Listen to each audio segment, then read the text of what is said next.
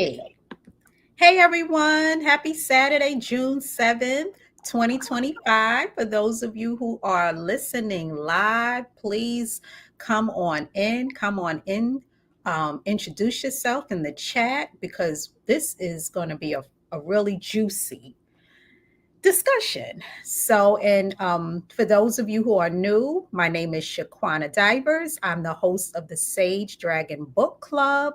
It's an online book club where I discuss thought provoking, interesting books of all types of concepts and topics, but things that I feel like maybe we're not talking about as much in the world that we can like tee these conversations up and then you can take them into your other circles and build on them. So I've got a really interesting one today. I'm very excited to talk about this book that I read a few days ago and loved. It is called The Service Berry: Abundance and Reciprocity in the Natural World by Robin Wall Kimmerer. And in the book is getting into a she goes into a very interesting concept, which is how can we look at the laws of nature and allow how nature works, the natural world, help us create some new economic models. Isn't that kind of interesting? Yeah. So that's what we're going to talk about today. So I'm going to give you some background on the author. She is a Native American. She's a scientist. She's a botanist. She studies plants, and she's a professor and a writer. And she wrote this. This is her second book. Her first book is like a huge bestseller. It's called Braiding Sweetgrass. It's a nonfiction book. It was first published in 2013.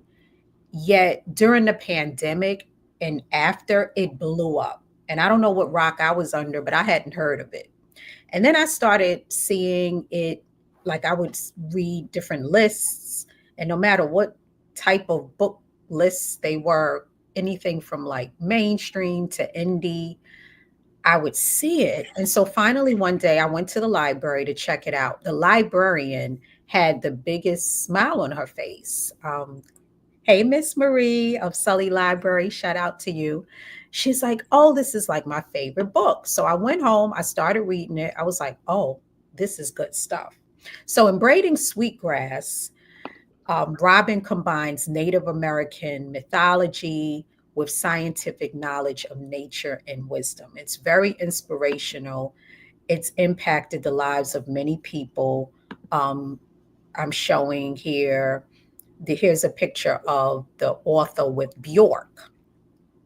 I was doing some research on like the impact that braiding sweetgrass had on the world, and there's this discussion. There's this cool article between Bjork, who's like this artist that's has no bounds to her, and Robin, and they're kind of discussing language and the consequences of living apart from nature, which we'll get into today, and what it means to be in right relationship with land. So that, if you Google Bjork and Robin Wall, that podcast discussion and interview. But let's get into her book today, which is The Service Berry. How do I describe this? So Robin begins the book describing an experience she had. Remember, she's a botanist, so she studies plants. So she's out foraging and she comes across this delicious service berry. As she's enjoying this, she reflects on how the fruit came from the earth and it was like a gift. And the service berry, it's abundant in Native America. She she was eating it and realizing that there were no strings attached. It wasn't a transactional exchange. So here it is. She from this one berry, from eating it, she got sustenance, she got a sweet treat, she got some beauty because she's interacting with this bright, colorful, natural plant. And she's like, wow, I didn't even have to pay for this, because it was wow and it was free. So that concept, hold that, because that's kind of like the essence of what this discussion is. And there's a quote that I pulled out of the book. The abundance of berries feels like a pure gift from the land. I have not earned, paid for, nor labored for them. There's no mathematics of worthiness that reckons. Mm. There's no mathematics of worthiness. I deserve them in any way. And yet here they are, along with the sun and the air and the birds and the rain, gathering in the towers of Kumalu Nibi. You could call them natural resources or ecosystem services, but the Robins and I know them as gifts. So that's the foundation of how she's kind of teeing up this book. She's posing that we look at our economy, and instead of, or maybe not instead of, in parallel to, because we know that the economies that we're in, it has a strong hold on us. But perhaps in addition to looking at it in this transactional way, she's giving us some guidance on how we could use nature to help us look at economy as a gift. So there's a clip of her discussing this a little bit more that I'm going to play. Producer, can you tee that up for me?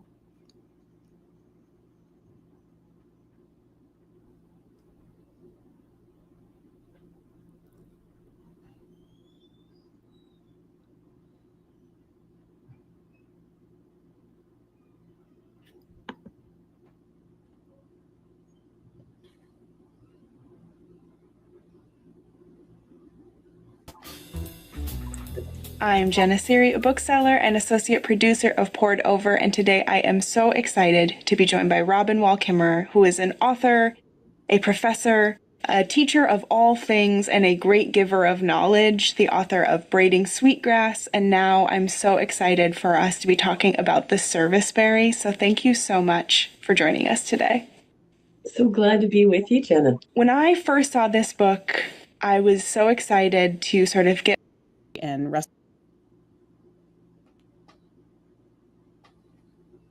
Okay, well, it looks like we're having some technical issues, so we're going to keep on moving on. You could talk a little bit about. And really, actually, I kind of explained it. So if you all are interested, you can go onto that site and listen to that. It was a great discussion. So moving on, Serviceberry. The most the whole thing is, hold on a moment. Let me readjust.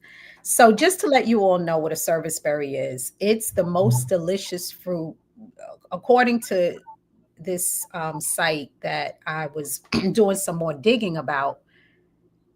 It's like abundant in North America, but it's wild. So you don't find it in stores. And that was a key reason why the author decided to use this piece of fruit as a metaphor, because you can't buy it and you can't commodify it.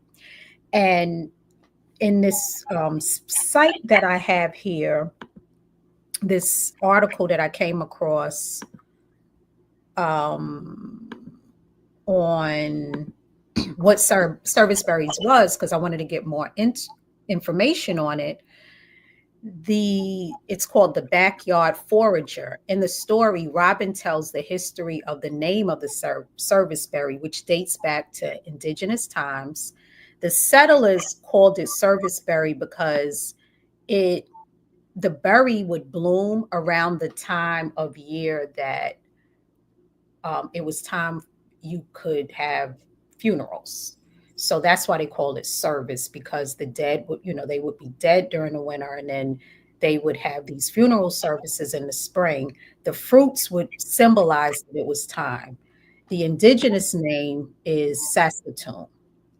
I don't think I've ever had them. Is anyone out there listening? Are they familiar with this berry? I'm going to have to go look for it. I'm going to look to see if we could,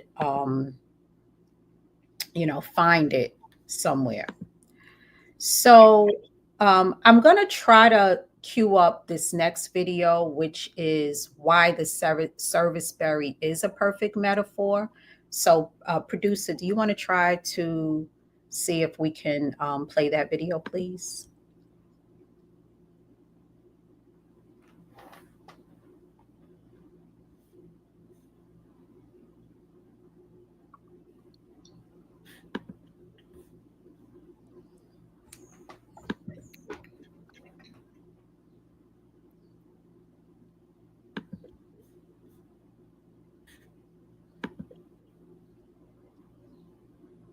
The second video, because we moved on from the first, because I don't want to be redundant to what I've talked about.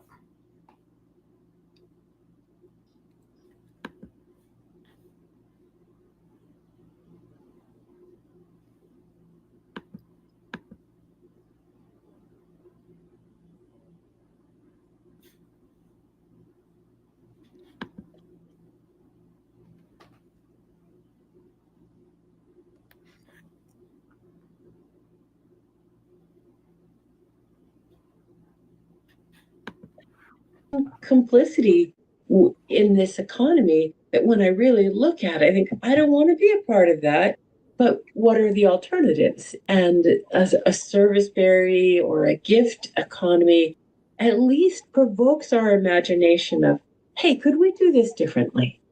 I think too, I mean, as I was reading, at first I was like, what is a service berry? Like, like really just going and being like, that's not something I knew. And so then I was like, well, I have to go do research and see where that grows and find that out. And even that like spark of curiosity to be like, there are so many things in the natural world that I don't know about or that aren't familiar to me, but I want to know.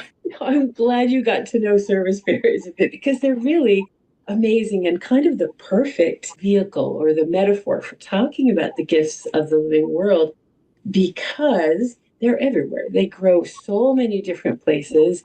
And as I explain in the book, people might think they don't know service berries, but maybe they know shad berries. Maybe they know June berries. Maybe they know Saskatoons.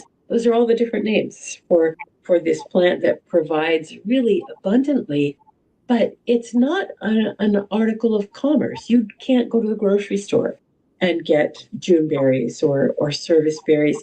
So it also demands paying attention to the hedgerows and the fields and the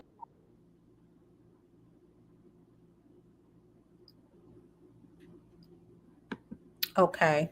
So you get the idea of what, and it really comes off eloquently in the language of the book, because the author is really talking about how if we are getting something that's a gift, and for example, a piece of fruit that you able to go out on your own and get, you don't have to like buy it from a store and earn it, or feel like you're earning your keep, nature is providing this to you, then you eat this berry, or you maybe pick a bunch of them and you make a pie and you give the pie to someone. And it's starting to lay the foundation of gr- gratitude and reciprocity. So, what she's saying is that there's something called a gift economy, and there have been systems for living and systems for us having like economies that go back to indigenous times, that weren't always so transactional, tit for tat, and so much based on consumption and overconsumption. It was more about taking what you need, being more cooperative, maybe not hoarding as much, maybe sharing more. And with the whole gift economy, the concept is it's a flow to it. So there's a constant movement. It's a movement of I'm receiving, but I'm also giving. And that's the way nature operates. So with the service berry, it takes a lot for a berry to bloom. We're man or woman, we're not involved in any of those processes. Sun is involved, photosynthesis, water, rain. A bird might come and pollinate. So all this stuff happens, and then you get fruit in the wild. So nature is giving to us. And there's a reciprocity there between nature, because then the fruit gives to the birds. And you get the point. So what if we kind of started thinking about how we could adopt some of those principles of give and take and being more having some more give and reciprocity. So I thought the reason why I was just like really getting into this is we're in such a time right now of like um uh, scarcity on one end, scarcity mindsets, lack, there's poverty, yet there's also people who have resources beyond what they could ever imagine needing. There's so many extremes to that. There's also a lot of consumption. We're constantly being kind of conditioned to consume, consume, consume, and you don't even really know where it's just out of control. So I feel like this is a perfect time for us to be thinking about these concepts of gratitude and reciprocity. There was a quote here that said, gratitude is so much more than a polite thank you. It is the thread that connects us in a deep relationship, simultaneously physical and spiritual, as our bodies are fed and spirits nourished by the sense of belonging, which is the most vital of foods. Gratitude creates a sense of abundance, the knowing that you have what you need. In that climate of sufficiency, our hunger for more abates, and we take only what we need in respect for the generosity of the giver. And that's kind of the concept of the gift economy. And it used to be that there was a very negative slang that was used to define Native Americans. I'm only repeating this out of wanting to banish it about Indian giver. And that was a real negative way of saying, somebody giving you something and taking it back. But the concept is not about giving and taking back. It's if you need it, you use it. And then if you don't, you pass it on instead of just sitting and hoarding. So I wanted to pose this out to anyone who's listening. How do you practice right now gratitude? Any tips for people out there? Like, how do you, whether it's like something that you've eaten that day, a piece of clothing that you have that you might have received, how do you practice that? The other question that I have for people is, if anyone feels comfortable with sharing, how do feelings of lack hold, how do you think they hold us back? Posing that out there. Anyone want to share? So I'm going to keep the conversation going for the interest of time. And so a lot of this book is talking about the concept of nature and how we can observe nature and use it to help us. So there was a stat that the author was talking to on that same podcast, Poured Over, that she shared, which was that the average American can recognize 100 corporate logos in fewer than 10 plants. Wow. Anybody out there? Can anybody out there name um, some plants? Can you name them? Can you name the 10 plants in your neighborhood, in your community? And I was thinking about this the other day. I was on my walk. I live in a tree-lined neighborhood, lots of beautiful trees, and you really get appreciation of them in like the fall, the spring, and the summer. So I'm on this walk, I'm big, tall trees. And I thought about that even before I had come across that, like, wow, these are the lungs of the earth. If you think about that, something that determines our ability to breathe, like to give us oxygen, we're not really that, we have no real understandings of it. We might learn about it a little bit in school, but most of us don't know about trees like that. Thank you, Rivia. You show gratitude through prayer. Oh, me too. I love that. Yeah, me too. I love to pray. I pray every day. And I think it's really important. But yeah, so just the natural world. That's a lot of what this book is talking about. We got disconnected from nature. And sometimes it feels like, we're in these real urban environments, suburban, rural, country. And no matter what it is, we're like technological. We have computers and we have clothing and hot running water and refrigerators for our food. So we're not really thinking about the natural resources of the planet.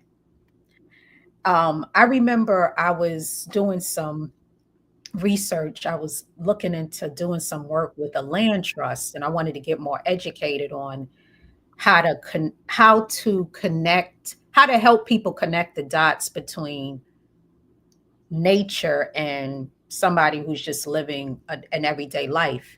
And here in New York, I had learned about these wetlands, and I didn't know much about wetlands. And I'm like, okay, what does a wetland have to do with someone's life? Well, come to find out, there's wetlands in upstate New York that filter out the water for water systems in the Bronx. So my family that's living in the Bronx and they're turning on their water faucet, if these wetlands don't exist in upstate New York, the quality and integrity of the water and the affordability of the water, because they privatized water, which we'll get into, is compromised. So that is like, wow. Now I feel like we as the public, oh yeah, great. I'm glad you know some plant names, Rabia. I feel like we as the public, I don't think it's that we're dumb. I think it's that we need to have dots connected for us more. Think about it. Whenever you've had somebody show you how one thing connects to another, you're like, oh, and then you really become concerned about it. So, as citizens, if we get more knowledgeable about like the natural resources in our environments and really how they matter, I think we all would be a lot more responsible or interested in them and being better stewards of them and not letting things get past us. There is it might be done on purpose, us being distracted by some of these other things so that they can slide things by like water. Because I mean, there's entities that feel like it's amazing that we're paying for water. And I keep wondering, what are they going to try to do next? Are they going to try to commodify air? Are they going to try to commodify the sun? Is it going to be one day that some billionaire comes along and says they own the sun? So these are some of the things I think we need to kind of think about. One other concept that I learned about in the book was called biomimicry. And it's the study of how, like, looking at nature and the elements can help humanity solve complex problems. It's not a new concept. I just never heard of the term. One of the prominent examples is the study of birds led to flying. And there's a lot of information if you want to go down that rabbit hole around how even in ancient civilizations, Nile Valley and Greek civilizations, they were looking at birds and the flight, and then that eventually led to aeronautics, and that allowed, which led to us flying. So that's just one example, but man, it's profound how looking at the study of like how these systems, these natural systems are, how they can help us. So we have some new problems and we need some newer solutions. What if we empowered ourselves, our kids, each other to learn, go into this, learn and study nature, get out there, look at it, take aspects of it, and then think about how we can use that to maybe solve some of the problems we have.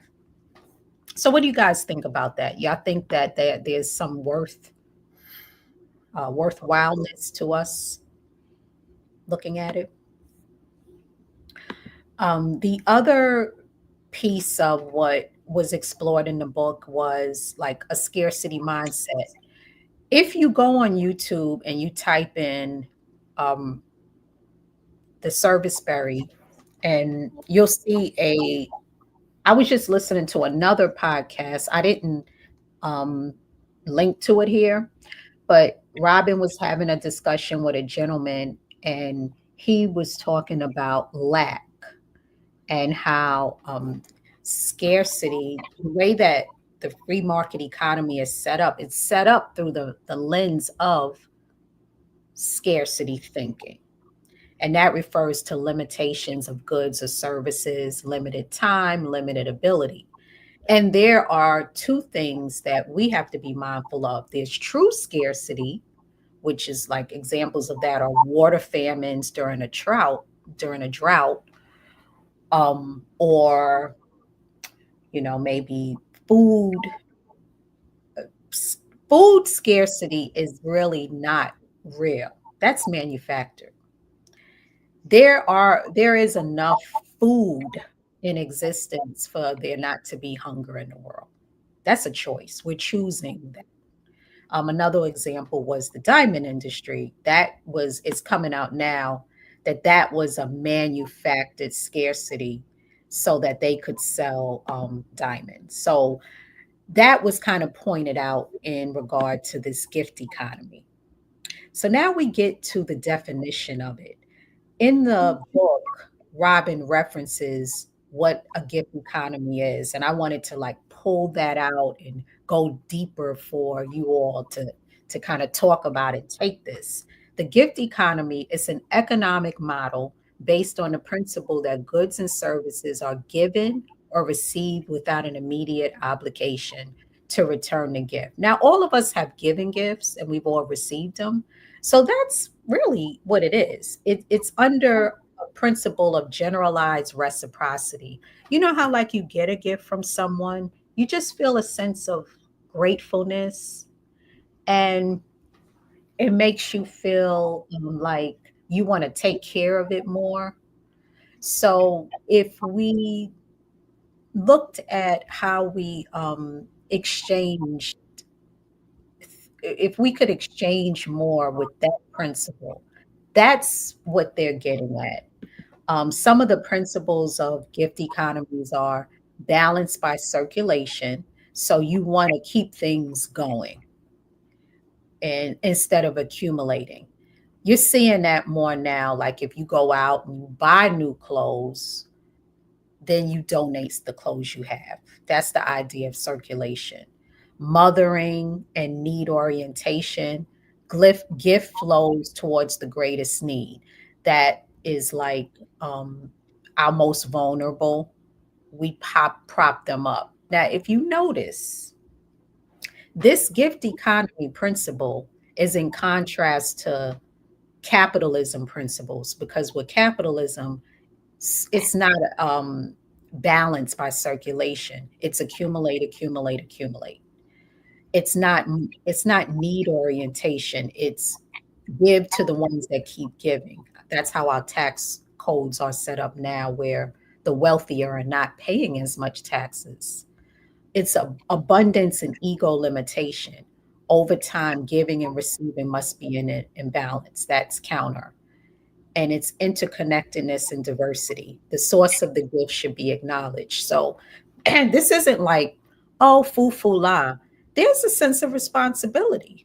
Like if you in the book, the author talked about, if I have a well of water that I discover, or some wild spring of water, which is probably the most natural example, and you go there and you gather water and you drink this healthy water, you have a sense of gratefulness because it prevented you from being dehydrated. But if you were to go and pee in that water, that would be disturbing the ecosystem, and that there would be huge consequences for that. So it's not to say that this is just a soft approach, or not an approach that is anchored in some responsibility. No, you really are responsible. It's a reciprocity, but it's more coming from a sense of morality and ethics than just being tied to kind of superficial ways. Well, some other examples of the gift economy are like charitable donations, collectivism, pay as you will, the GoFundMe's, paying it forward, sales donated. In my neighborhood, you all, maybe where you are, used to, tons of these little free libraries are popping up everywhere. I just donated a bunch of books to one of them a couple of weeks ago. Community gardens, which I think we definitely need more of in the age of the way food has been rationed, and eating food in season. The author made up a great point that one way that we operate in gift economy that aligns to nature is when you eat your food in season, there's an understanding that, okay, cherries are in season now. Those are the foods we eat. Instead of, no, I want bananas year round. And regardless of what it takes, I want them damn bananas. So now you see why that's not in alignment with nature. So all sorts of things may happen to get you those bananas. There could be some illegal hiring practices happening. There could be things being done to the land. The land's getting raked and not getting an opportunity to rest the soil so that we can have foods in out of season year long, when there's a rest and there's a repair period to nature, like everything else. And we can eat and still enjoy in abundance, but we're not forcing stuff. And that's all part of this gift mentality. I'm gonna stop, see if any comments, anybody out there that um, are understanding this, or feel like there's, hey, Mina in the building. Mina, tell me what you think about any of these concepts, anything that I have mentioned. I'll be interested in hearing. The benefits of gift economies are, there's a fostering of trust and solidarity. It's about like reducing inequality, because wealth does not concentrate in a few hands. Has anyone really been seeing how over the last like 20 years, these last 2 decades, they're saying that the wealth is getting more and more concentrated? That means that it's, imagine if there's like 100 people on the planet and 3 of them have all the wealth and resources, and then everybody else is kind of just, so what, that's just not sustainable. it's not healthy or ethical. And then everyone else is kind of like fighting and, squabbling over that. And then those same three, four people have the wealth and concentration, and they're able to influence policy, and that's kind of the world we are in now. So we do need some alternatives to help us balance out the way things have gone. Sustainability, gift economies promote a conscious use of resources, which can help overconsumption and waste, which is something that is really problematic when it comes to like litter and the amount, especially like if you start looking at some of the garbage that has accumulated, it's a problem. And reducing economic stress. And there's challenges with it because there can be power imbalances. It's if people are giving, like I've seen this happen in the community I live in, where you have very wealthy people that give to the charities, but it kind of becomes like it's like a pet project for them, and it's not feeling like it's really a sincere effort for us to dismantle poverty and despair. It's more about making these people feel great about the fact that they're giving. So that it's a power imbalance. And then we trying to figure out how to make it scalable. So I think that that's kind of fascinating that there's just the thought that there are other ways that we can be. And we tend to get boxed in by, oh, the minute you say suggest one thing, you're either a heavy capitalist or you're a heavy socialist or Marxist, all these boxes. When I may be saying, no, it just doesn't make sense that we're overly spending this way or overly consuming this way. Yes, we do need to consume. We do have a right to enjoy great things. I want us to enjoy the life we have, but this overspending and consuming is not really serving us. So my question that I wanted to pose to the audience is, how could we implement more of these economies alongside traditional capitalism?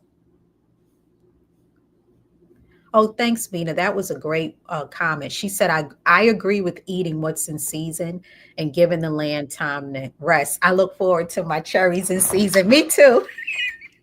Me too, Vina. We're going to be eating some cherries this summer.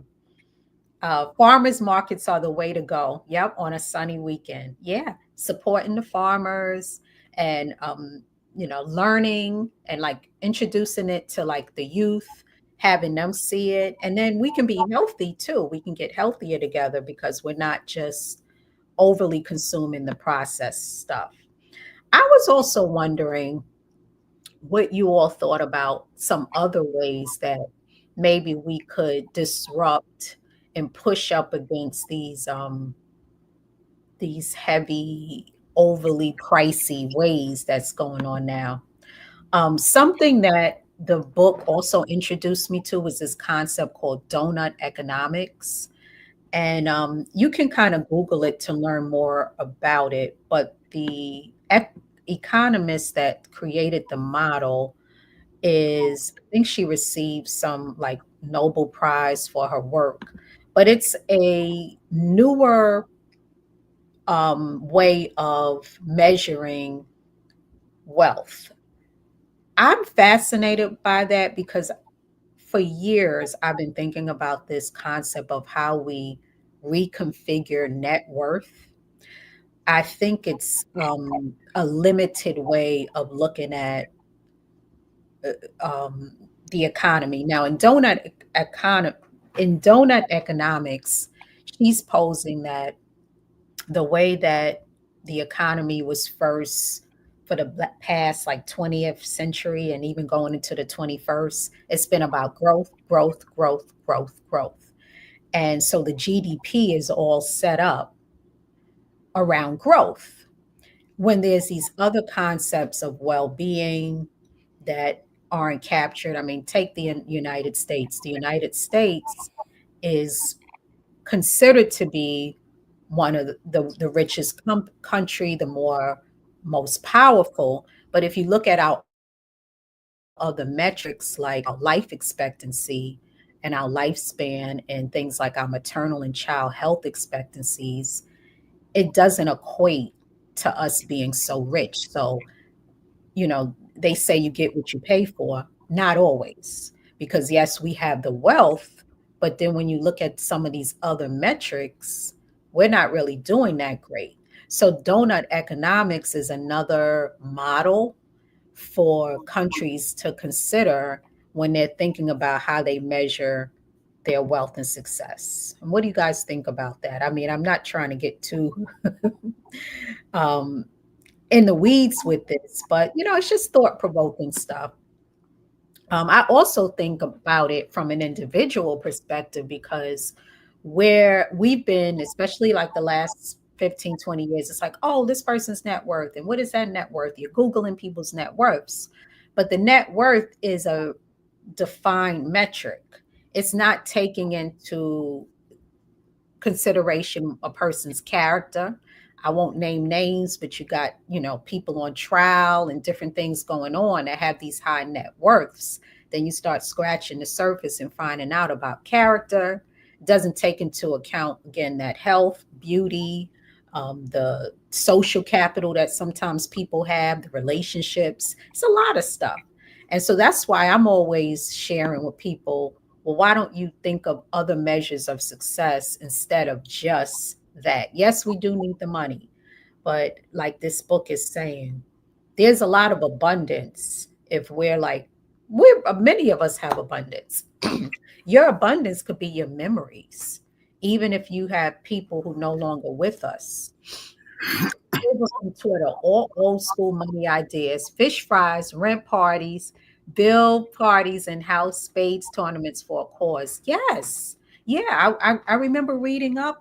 Thank you for that comment because I was reading this article about like how during the Great Depression, different Black communities, they would just have rent parties.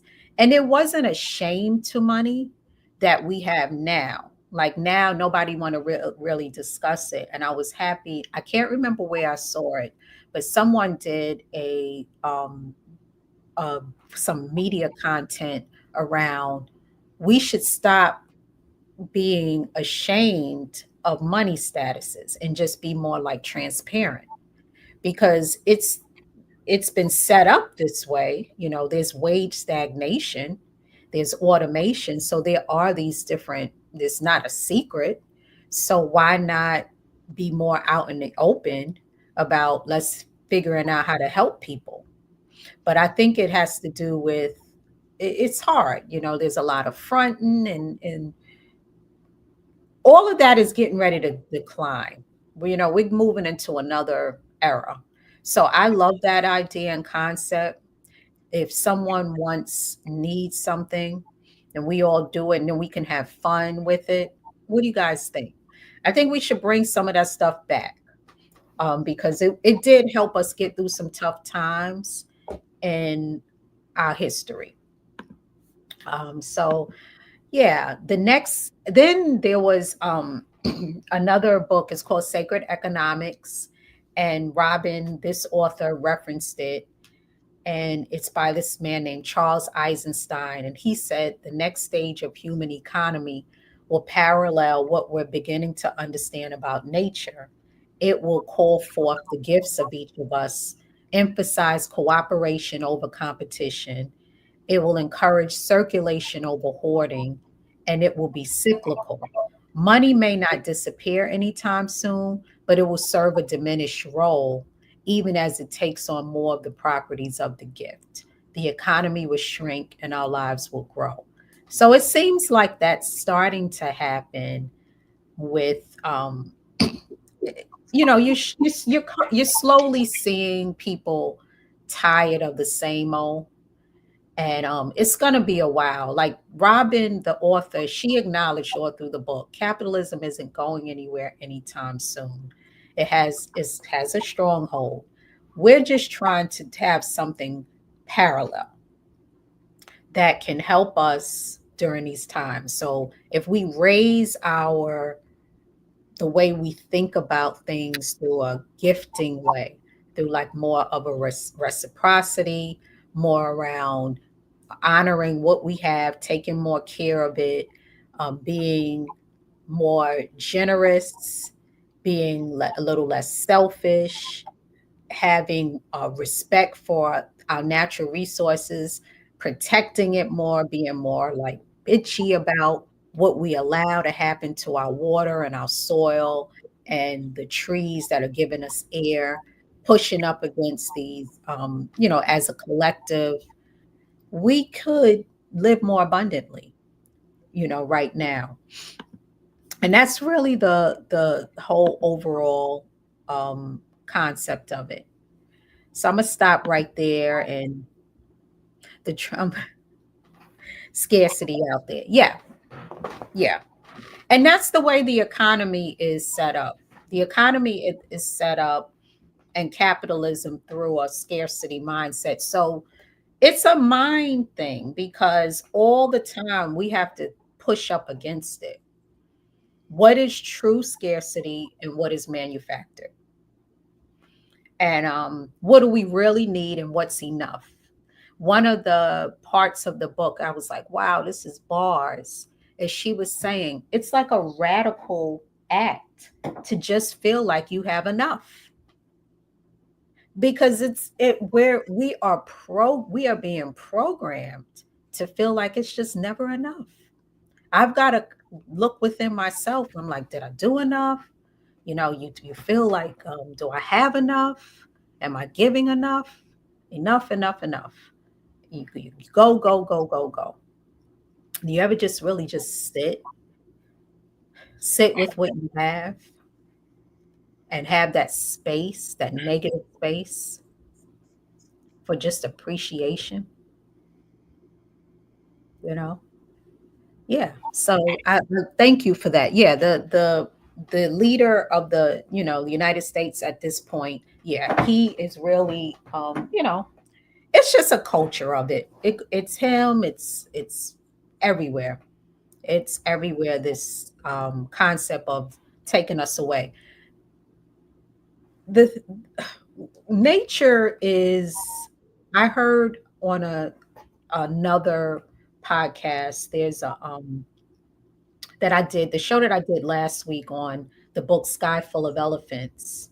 The author was saying to another gentleman in a conversation that in addition to him being an author, he also does brand work for luxury hotels.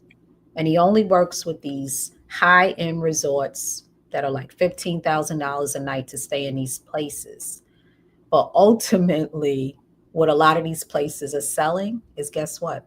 Nature. Because do you go out and see like if there's no flex, it's the biggest flex. There's no flexing on it.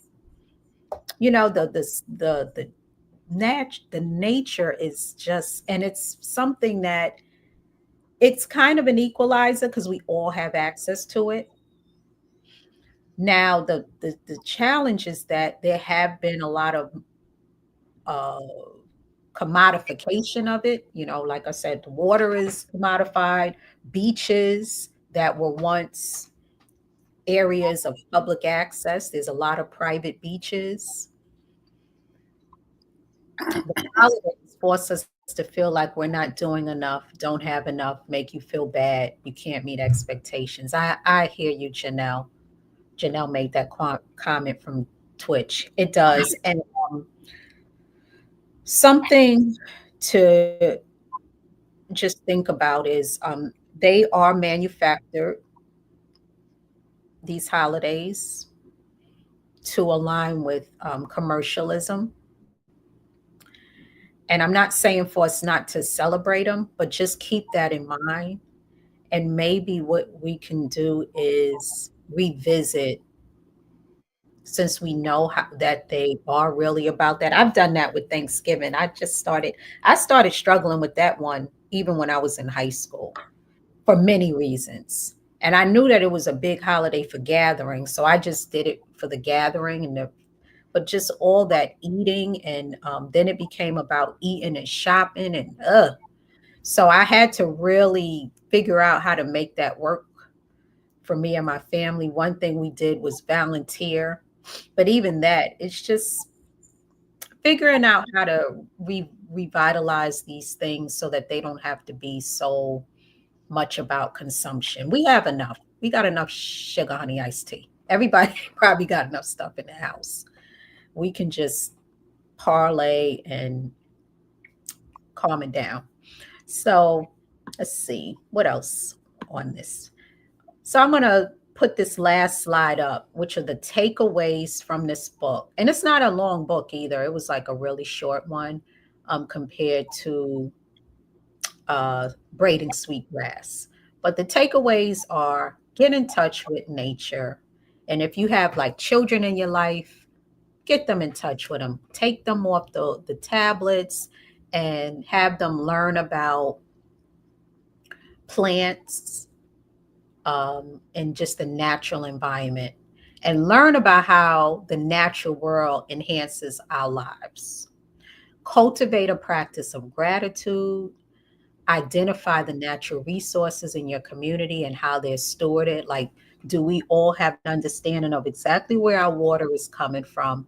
Who is managing it, keeping it clean, and all of that. The same thing with like our air and our soil. And it's not about like we don't have to be experts in it, but if we could just learn a little bit more, and then maybe each of us can divvy it up, divide and conquer. And maybe you're the one that's in the meetings about the water, and I'm the ones at the town hall. And we divvy it up.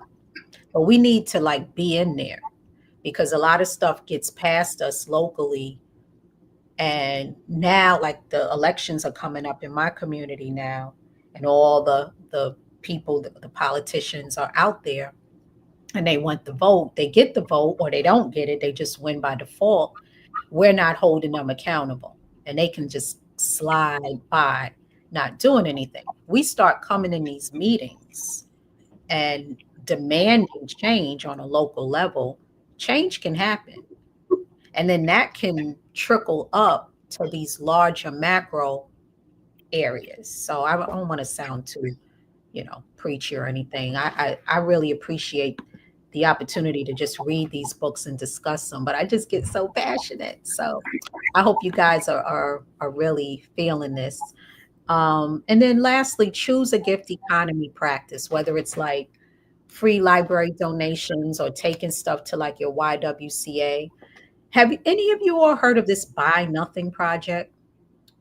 Let me see if we can link to it.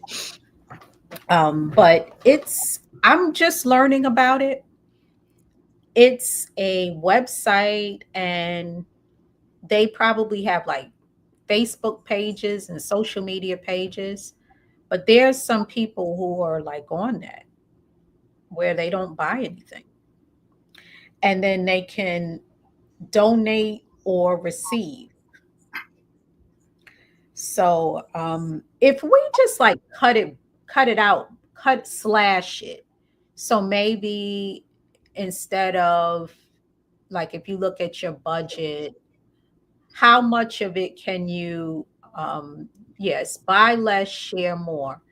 And you can decide like who you're going to give to. Um, and it can also be the little bit that I've looked at yet, because I haven't had a chance to really delve into it.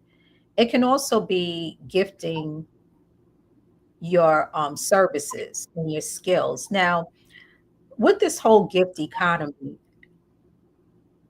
I have volunteered in my life and I've been part of very intense volunteer organizations.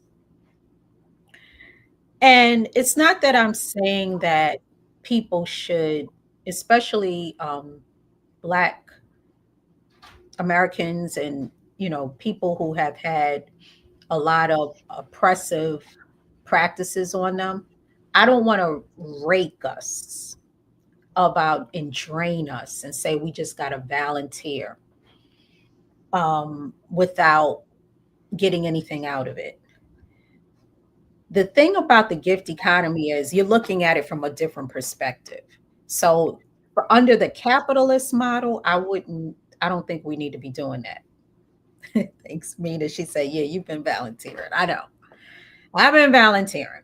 But in the gift economy, it's a whole different thing because, like, if I go out and I love to write, and there's some senior citizens, they need help with raising some money for something that they need. I don't mind like taking a Saturday, going over there and writing up, helping them write their stuff up, right? But then I'm sitting there, and one of the seniors might say, you want to take a ride to Delaware? And I've never been to Delaware, and they like to drive. So then I get in the car with them and we go to Delaware. And then they gift me with a meal. So now I had a chance to take a car ride, go to Delaware. I don't really want to go to Delaware, but wherever is a fun place and eat. And now I've seen something different. I've got to hang out with someone. And I did that in exchange for writing up, giving them a write up. I am so for that. All of us have gifts and talents and skills or things that we possess that might have outlived its use for us, but we can gift it to someone else. Also, what's Janelle said, what's interesting is we in the Northeast yearn for nature like in the summer and as we take our vacations. Yeah, I think you're saying that we take our vacations during the time that we probably don't need to take our vacations. Like as much Rochester is a perfect example. These winters are rough on me, rough on a sister. But our summers are really glorious. Like upstate New York, the Finger Lakes area, like today, stunning. The falls are really beautiful. So really, I prefer if I had an option, is really to be leaving like in February sometime because we really have some gorgeous summers here, and we have a lot of parks and places that you could just like really have a great time. Lakes, if you're into that. And a lot of times like a lot of my audience are, you know, people, Black Americans, people of color, minorities, however you classify us. We have been disconnected from nature, and it really is not our original way. Originally, we were very connected, but we got disconnected because we had other priorities and stressors. And now it's like, okay, wait a minute, let's get back to it.